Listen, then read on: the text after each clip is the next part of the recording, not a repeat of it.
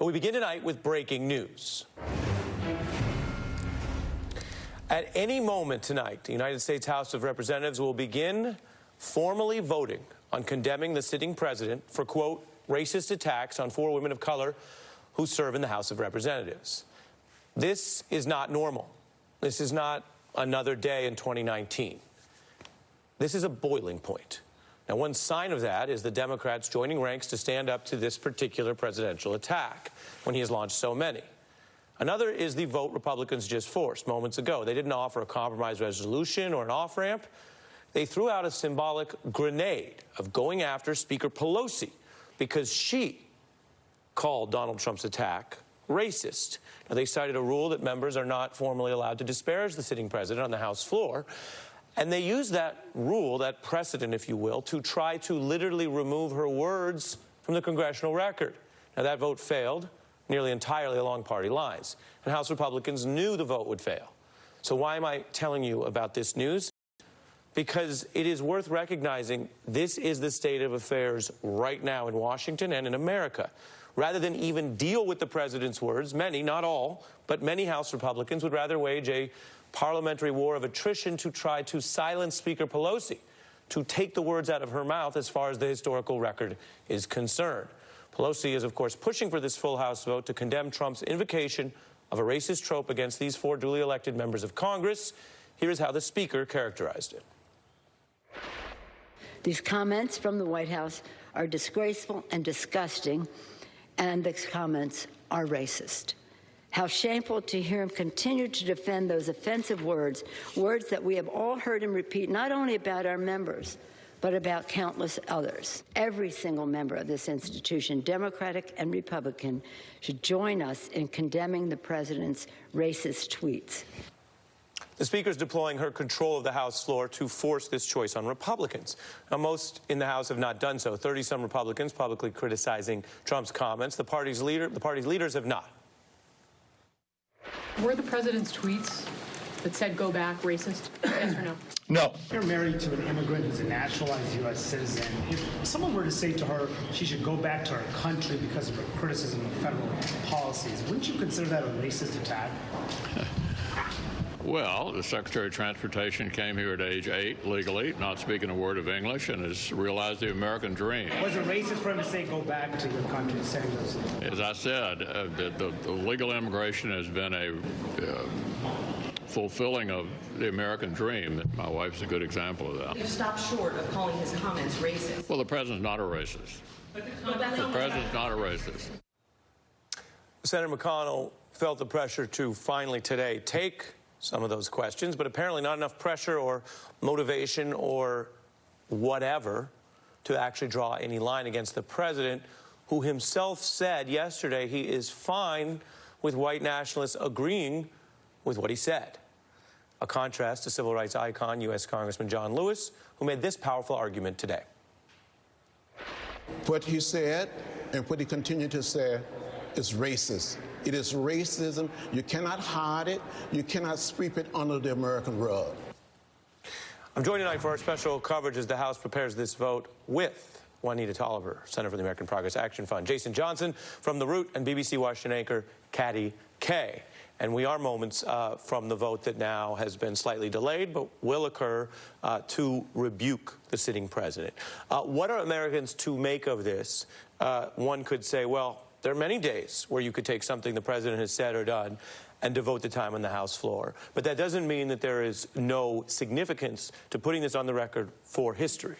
Absolute significance in getting this on the record. I think, honestly, the Republicans' reaction to all of this is a clear marker of where they stand and what their values are in this nation. And the fact that we have a president who was completely fine with white nationalists agreeing with him says a lot. I mean, this is a man who called very fine people on both sides after Charlottesville. This is a man who called African nations S-hole countries. This is a man who has repeatedly demonstrated racist behavior, whether it's leading the charge with the birtherism effort against previous previous President Barack Obama. So there's nothing new here as a woman of color that I'm seeing. So I'm really surprised that more of the country is shocked by this. But honestly, the weak reaction from GOP members is startling. I think also their reaction to Speaker Pelosi even calling the president racist and his comments racist on the House floor is a signifying moment as we wait for this vote to happen. I'm not sure we're going to get any Republicans to sign on to this resolution.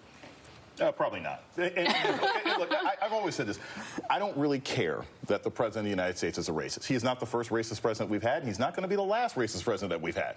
What concerns me going forward for the Democrats is you can get all this energy together, and we can condemn the President of the United States, but what about in the next week, in the next 2 or 3 weeks? If you have agreed that the President of the United States is motivated by a racial animus that says that some people are lesser than white people, let's be clear as to what racism is. He's saying other people do not deserve this country, do not have a right to be active in politics and commerce and economics and everything else like that. That should frame every other policy that comes out of this White House forevermore. Everything that comes out of this administration should be viewed as like, this is probably racist policy, and therefore we shouldn't agree with it. Unless they're willing to make that change ideologically in how they interact with this administration, it's a bunch of nonsense. Let me play for you Neil Katyal, who served in the Obama administration, who we usually have on as a real legal expert, opening up a little more personally about this, about what we're hearing from so many Americans, which is the history, which you can read, or the lived experience, which you have to listen to learn, of how these tropes are thrown around. Take a look.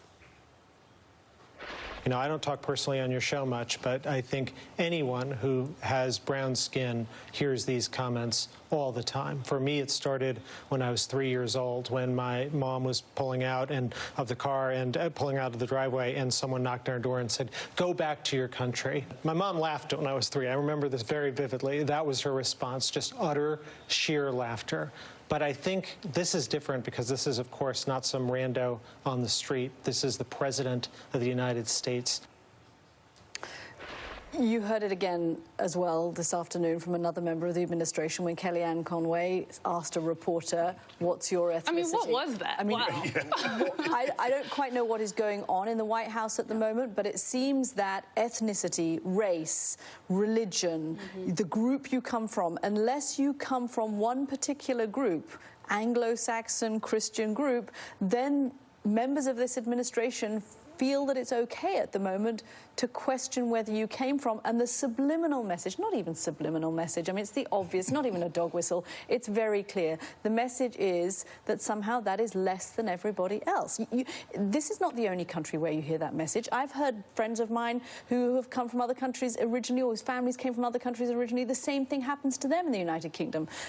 Go back to your own country. What are you doing here? It happens all over the world. If you are not part of the group that feels that it has the right and the privilege to be there, then you should go back home. And that's what's racist about this. You wanted to speak to the Kellyanne incident. It is a clearly blatant display of Kellyanne following the lead of Trump.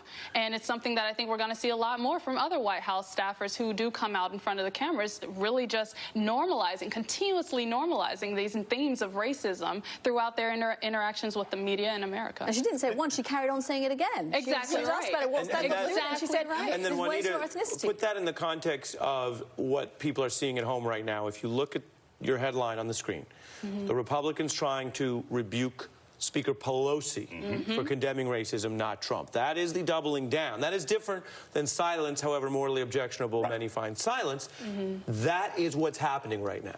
That's what's happening right now, and the fact that the Republican Party is now carrying Trump's mantle, carrying the water for him in Congress, says a lot about what's at stake in the next round of elections. They've been doing this for years. Yeah. Look, when the black guy got elected, it was open season. This is not new. This is not shocking. Well, but I think I would fact check you on that a little bit. This you know what? All right. Double fact check. And I'm glad we can still laugh a little bit on a night like this. The sentiment was clearly there. Yeah. The chatter, as they put it in intelligence circles, was there. Yeah. But the lid in a lot of the traditional conservative establishment was still on it. Right. And people like John McCain, who has a mixed record on all sorts of issues. Yeah.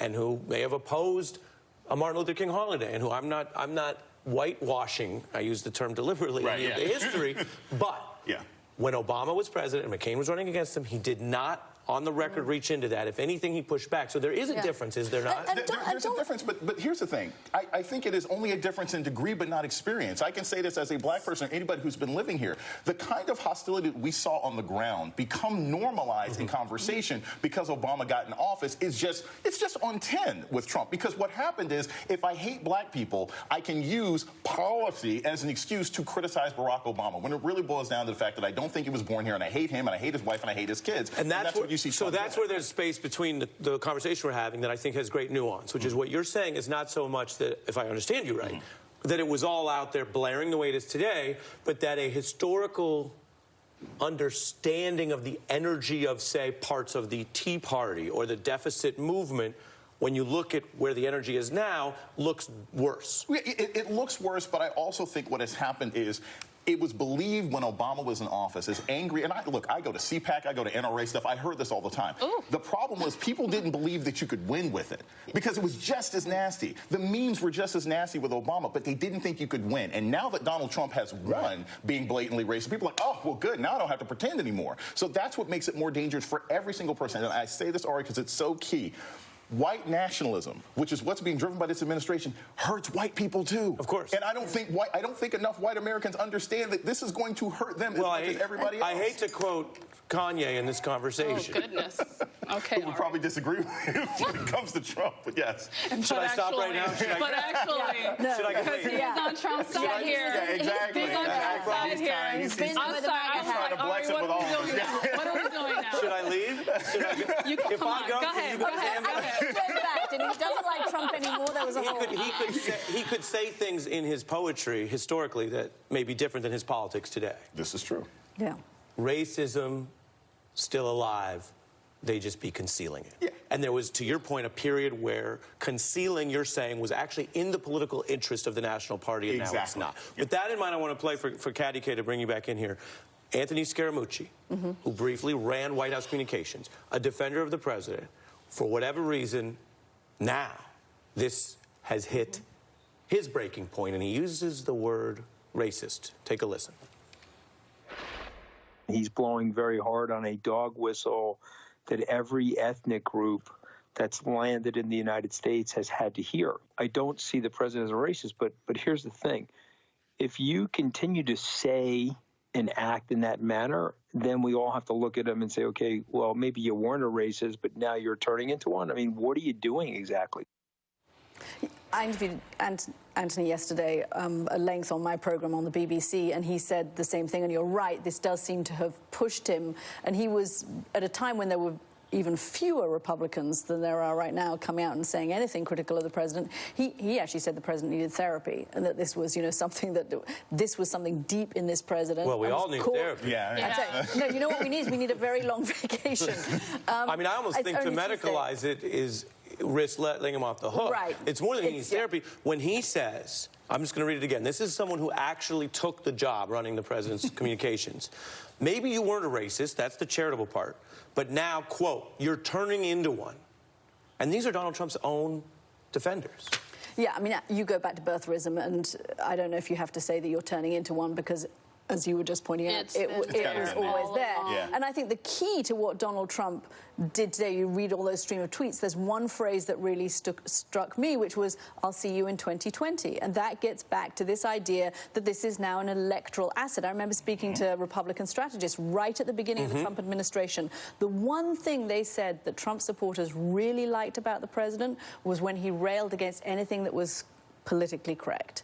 And in that bracket is race, it's also about gender, and that is the thing that gets his supporters going. And his other Republicans have also now felt, as you say, that that's okay, that being anti-political correctness, talking in racist language, being sexist, all of those are things that are now political assets, right. and not political echoes detractors, the point, and that is new. That echoes the point Jason made and goes to where the political energy is in the war he wants, which is a challenge for everyone engaged in civil society. If you go home and you say, I'm done with it, I'm turning it off, as some people may, but if you're engaged in civil society, as a citizen, as a voter, as a journalist, or in politics, you have to decide when do you fight this fight and when do you also pivot and say he's had enough time dividing people that way, which I think is a challenge.